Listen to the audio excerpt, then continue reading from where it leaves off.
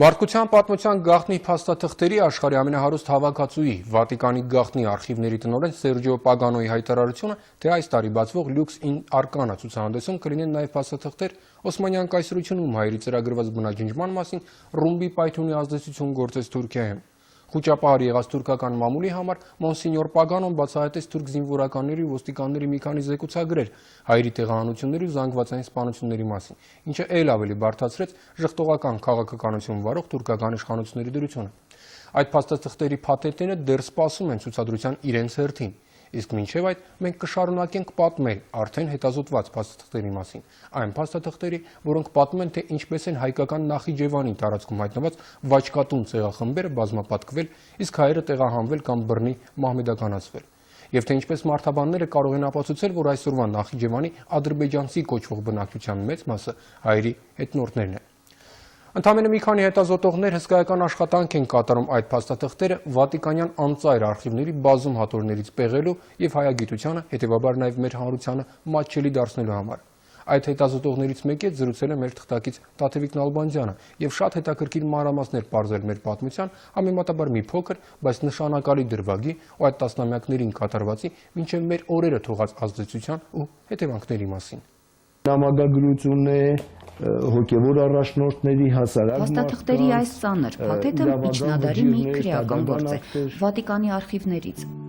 Պրոպագանդա ֆիդեի սկրիտուրե օրիջինալ է ֆոնդի 443-րդ հատորն է, Անտոնիո Տանիդոսյան է, այս եպիսկոպոսը 17-րդ դարի 60-ականներին Հռոմի կողմից էր ուղարկվել Նախիջևան որպես տեղի կաթոլիկ համայնքի առաջնորդ, բայց այնպես էր ստացվել, որ այս հոգևորականը գավառում աչքի էր ընկել առավելապես իր կոռուպցիոն գործունեությամբ։ Նախիջևանի կաթոլիկներից շատերը բողոքներ էին գրել նրա զեղծարարությունների մասին, եւ Սուրբ Աթոռը երկու միսիոներ կամ իրենց խոսքով վիզիտատորներ էր ուղարկել ստուգելու ստացված բողոքները ու իրենց ուղարկած գավառահոր կոռուպցիոն գործերը։ Հռոմից ուղարկվեցին ստուգիչ հանձնաժողով, այսօրվա տերմիններով ասած, կամ առաքելական այցելուներ այն ժամանակվա տերմիններով, պիսկոպը եւ երկրորդը հայազգեշ, ազատագրական շարժման նաեւ նշանավոր դեպքերից է Պետրոս Պեդիկը։ Այս հաստ փաթեթում նրանց հարցաքննությունների նյութերն են։ Գավառի հազարավոր բնակիչներ հարցաքննվեցին, բոլորի բողոքները գրանցվեցին եւ տարվեցին Հռոմ։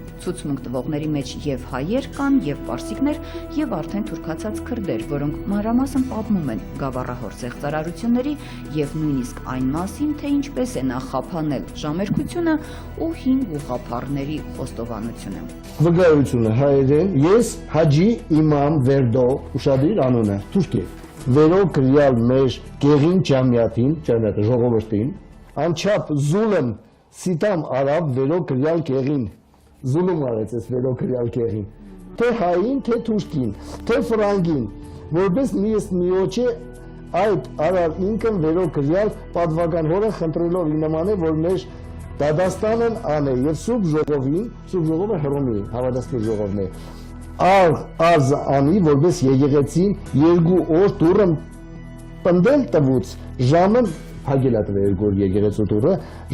ժամակրկությունը խափանեց։ Սա մի դրվագ է հայ միջնադարյան կյանքից, որպես քրեական գործ սրա վաղեմության ժամկետն իհարկե անցել է, բայց այս փաստաթղթերն այսօր անգնահատելի արժեք ունեն հետազոտողների համար, դրանցում գրանցված են այնպիսի տեղեկություններ, որոնց օգնությամբ կարելի է վերականգնել պատմական անցուդարձը, մարդկային կամ միջեթնիկական հարաբերություններից մինչև քաղաքական ու տնտեսական իրողություններ։ Վատիկանի եւ Պրոպագանդա ֆիդեի դիվաններում հայկական շրջաններին առնչվող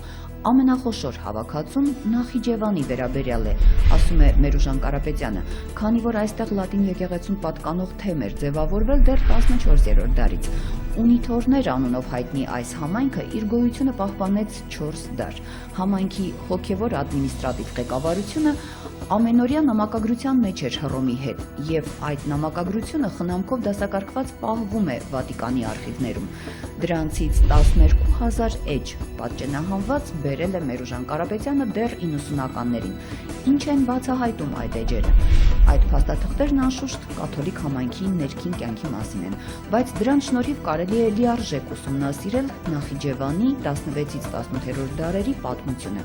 եւ նույնիսկ վերականգնել, ասենք, դեմոգրաֆիկ պատկերը։ Օրինակ, համաձայն Նախիջևանի հայ կաթոլիկ arczepiskopos Ազարիա Ֆրիտոնի 1601 թվականից զեկուցագրի Նախիջևանում կար 1780 տուն կամ 19400 հոգի հայ կաթոլիկ։ Եթե նկատի ունենանք, որ այս մոտ 20,000-անոց թեմը ամբողջ Գավառի հայության 1/10-ն էր, ապա կարելի է պատկերացնել ամբողջ Նախիջևանի հայերի թիվը։ Բայց նույն ժամանակ, նույն տարիներին 1620-30-ականներին արդեն Շահ Աբբասից արդեն 30-40 տարի հետո մինչև 55 թիվը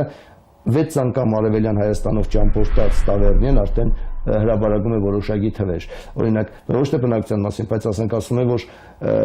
Թոխատից մինչև Թավրիզ, այսինքն բուն մեծ հայքի տարածքը նկատի ունի, ասում է ամեն 40 հայի դիմաց մեկ մահմեդական հազիվ գտնվի։ Այսինքն հայ բնակչության առկայությունը այլալեզու կամ այլակրոն բնակչության առկայությամբ ֆիքսվում է, արձանագրվում է եվրոպացի հեղինակների աղբյուրների կողմից։ Արևելյան Հայաստանի այլ գավառների թվում Նախիջևանը եւս մեծ մասամբ դատարկվեց իր հիմնական հայ բնակչությունից թուրք-պարսկական երկարատև պատերազմների 1604-ից 5 թվերին Սեֆյան Իրանի Շահ Աբբասի իրականացրած հայերի բռնագաղթի հետևանքով եւ այլ էթնիկ տարրի քրդական ու թյուրքական ցեղերի բնակեցմամբ։ Դրան զուգահեռ բռնի մահմեդականացումը Օսմանյան կայսրությունում եւ Սեֆյան Իրանում փոխարինվեց նոր քաղաքականությամբ։ Մահմեդականությունը պարտադրվում էր տնտեսական լծակներով։ Այդ նպատակին ծառայող զորեղ համակարգ էր Իմամ Ջաֆարի անունով օրենքը։ Այդ օրենքի համաձայն մահմեդականություն ընդունած նախկին քրիստոնյան իրավունք էր ստանում ժառանգելու իր բոլոր ազգականների ունեցվածքը մինչև 7 սերունդ։ Դժվար թե ընտանիքի մեծաթիվ անդամների մեջ չգտնվեր մեկը, որ չդառնար մահմեդական հանուն ունեցվածքի։ Այս օրենքի գործած ավերածությունների մասին հարյուրավոր վկայություններ կան լատին միսիոներների նամակներում։ Մեկ-երկուսը ես ձեզ ուղղակի ընթերցեմ։ Պողոս Փիրոմանին բառացի գրում է ընդդեմ քրիստոնեայության, մասնավորապես հայ քրիստոնեայության եւ հայության դեմ ընդունված այս ավերիչ օրենքի մասին։ 1680-81 թվականներին Հալեպում Լյուդովիկոս 14-րդի հպատոս Ֆրանսուଆ Պիկեն, օրինակ հատուկ դիմեց ուրեմն Նախիջևանի հայ կաթոլիկներին ուրեմն մահմեդականությունից փրկելու համար խնդրեց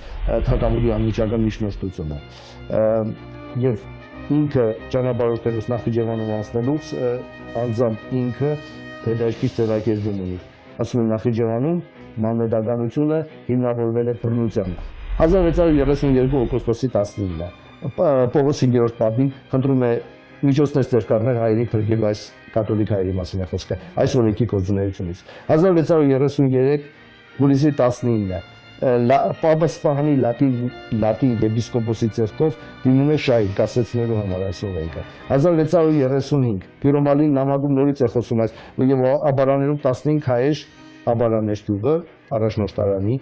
15 հայեր մահմեդականացան։ 1638 Պաջեցին Եվս Սպարանից գրում է, որ իրենց համայնքից այսօր 3 քրիստոնյա մահմեդական դարձավ։ 1657 Պողոս Փիրոմալին է գրում, որ համաձայն այս օրենքի Քրնա եւ Սարտախ գյուղերում 130 ընտանիք իրենց ունեցվածքից չզրկվելու համար մահմեդական դարձան։ Իսկ աբարաներից 60 ընտանիք եւս ասում է թուրք դարձավ։ Չի ասում մահմեդական, թուրք դարձավ։ Եվ խնդրում է Պապի եւ Իսպանիայի թագավորի միջամտությունը շահի առաջ կասեցնելու օրենքը։ 1658 թվին Մադրիդի պապական նվիրակն է դիմում հավատացյալի նախագահ կարդինալ Բարբերինին, խնդրելով, որ թագավորին նամակ գրել տայի նպաստ Նախիջևանի հայ կաթոլիկների, քանի որ երկու գյուղեր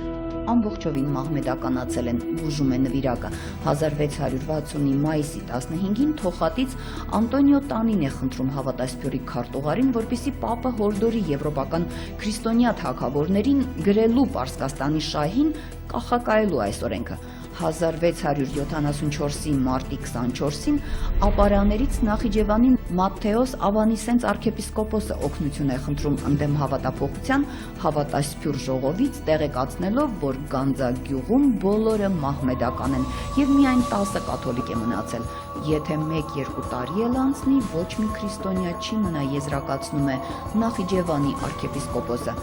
Այս օրենքի պատճառով միայն անցյալ տարի 250 հոգի մահմեդականացավ։ 1679-ին Հալեպում Լյուդովիկոս 14-րդի հյուպատոսին գրում է պապական նվիրակ Թոմազո Պինադերենսը։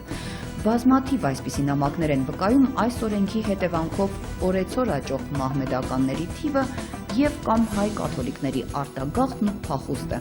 Հայ կաթոլիկների հավատափոխությունն ու փախուստը համատարած է 1692-ին գրում է Դավիթ Ավանեսենցը Սմահանից, իսկ 17-րդ դարի նշանավոր միսիոներ Արևելքում ֆրանսիական ռեզիդենտ եւ Իրանի մեծ գիտակ Ռաֆայել Դյումանը արձանագրում է. Մաքիավելական այս օրենքը բազմաթիվ մարդկանց դրդում է սխալ քայլերի, որքան իրենց ունեցվածքը փրկելու, նույնքան էլ ուրիշի հարստությանը տիրանալու նպատակով։ Իդեպ այս օրենքի գործունեությունը եւ նոր մահմեդականների, ջադիդ ու իսլամների առաջացումը եվրոպական աղբյուրները բացատրում են, օրինակ բերելով հայերին։ Եվս մեկ վկայություն, որ օրենքը ընդունվել էր հիմնականում Իրանի ամենամեծ քրիստոնեական համայնքի հայերի դեմ։ Շահական հրովարտակը կամ իսլամական դատարանի որոշումը, շարիաթի որոշումը բառացիորեն այդպես է սկսվում։ Եթե որևէ հայ մահմեդականանա, այսինքն սա վկայում է նրա մասին, որ օրենքը ընդունված էր հիմնականում Իրանի ամենախոշոր քրիստոնյա համայնքի հայերի հետ կապված, հայերի առնչությամբ։ Եվ ճիշտ այսպես են հասկացել ուրեմն Ռաֆայել Դյումանը, որ այս օրենքի կիրառությունը հայերի վրա էր տեսնում։ Այս եւ նման տիպի տնտեսական լծակների ուրեմն ազդեցությամբ հսկայական քանակությամբ ավերածություններ ուրեմն գործվեցին ամբողջ արևելյան Հայաստանի տարածքում, Նախիջևանում եւս, Երևանում եւս։ Մահմեդականացող հայերը որպես կանոն կոչվում էին նոր մահմեդական անձնանուններով։ Բռնի թե կամովին դավանափոխ հայի վերադարձը նորից դեպի քրիստոնեություն գործնականում անհնար էր։ Նախադեպերն ավարտվում էին դավանափոխի մահվամբ։ Սակայն աղբյուրներում հատուկենտ վկայություններ են հանդիպում նաև նման վերադարձի մասին։ Ինքնությունը վերագտնելու համար պահանջվում էր ահագին ծախսով շահի ընդունելությանն արժանանալ եւ նրա թույլտվություն հրամանը ստանալ։ Թե ինչ գնով էր հնարավոր այդ հրամանը ստանալ, երևում է հավատասփյուրի նախագահին ուղղված հետևյալ զեկույցից։ Օգոստինոս Բաջենց arczepiskopos-ը զեկուցում է, որ 30 մահմեդականացած քրիստոնյայի նորից կաթոլիկ հավատին վերադարձնելու թույլտվությունը ստանալու համար ստիպված ծախել է arczepiskoposական մատանին, հովվական խաչը, որ նվեր էր ստացել Լեհաստանի թագավորից եւ պարտքարել 200 սկուտ։ Հայկական մի կանոնագրքի հավելվածում մի հետաքրքիր բան կա, ասում է կամա ագամա թուրքացողը մահմեդականություն, եթե զղջա ռաղամ, այսինքն հրամանագիր առնե իր շահին եւ զյուր պահե դարձյալ, այսինքն իր ինքնությունը վերադառնա դարձյալ, ինքնությանը։ Այսինքն անպայման մինչեւ այդ մագաշտագի թույլտվությունը պետք շահի։ Բայց շատ հաճախ դե գիտեք, որ մարդկանց գուցե հաջողվում է շահ հասնել մինչեւ։ Շատ հաճախ չէին ամեն մարդ չէր կարող հասնել մինչեւ շահ բողոքարկելու կամ արտադրելու իր կացությունը։ Սրանք դեռ միայն լատին աղբյուրների վկայություններն են, թե ինչ ահռելի քանակի հայ բնակչություն այս օրենքով մահմեդականություն ընդունեց։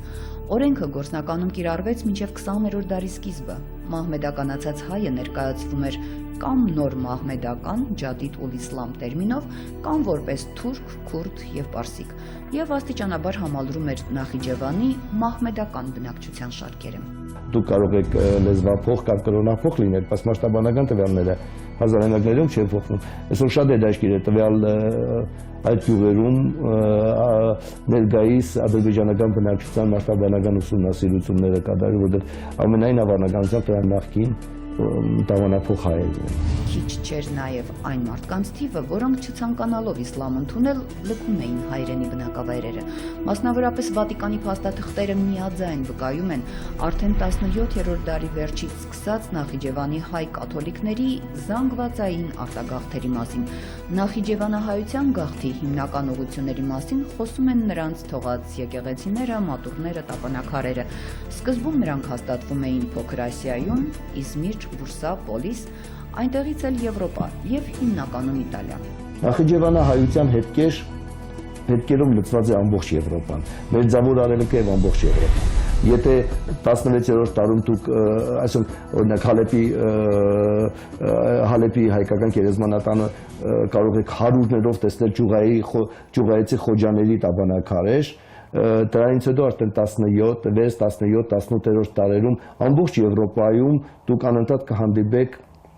ագուլեցիների, շորոտեցիների, ճյուղայեցիների տաբանակարեր, որ Վենետիգ է, Լիվորնո է, Ջենովա է։ Սա օրինակ շորոտեցի վաճառականի 18-րդ դարի տապանակար է, որ գտնվեց 20 տարի առաջ Հարավսլավիայում Սարայևոյի կենտրոնական հրապարակի պեղումների ժամանակ։ Այժմ քաղաքի թանգարանում է պահվում։ Իսկ բուն Նախիջևանի հուշարձաններից այսօր հավանաբար ոչ մի հետք չի մնացել։